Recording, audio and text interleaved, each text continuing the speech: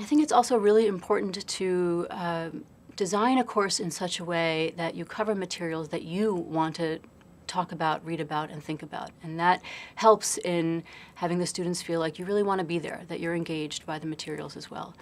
So some of the ways in which I try to design my courses to ensure that they engage me and interest me is by thinking very carefully about the course objectives.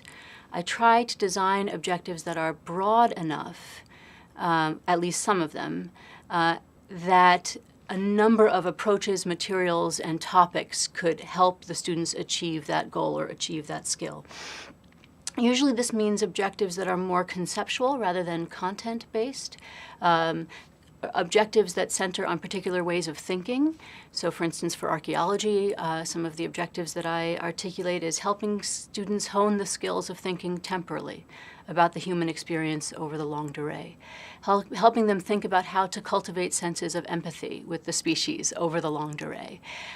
Other objectives may center on materiality, which is really important in my discipline. So thinking broadly about how humans interact with things and how our relationships with things shape the social world around us. These are very broad, fundamental concepts in the discipline.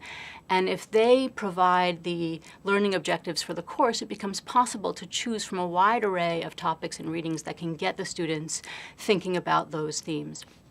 Obviously, content matters too, and there are objectives that I set that are specific to the content of the course. But they're somewhat secondary at the introductory level courses.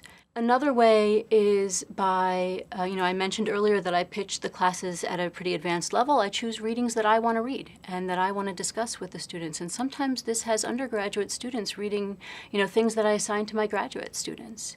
And as long as the quantity is manageable, I think they appreciate and gain from those more advanced discussions.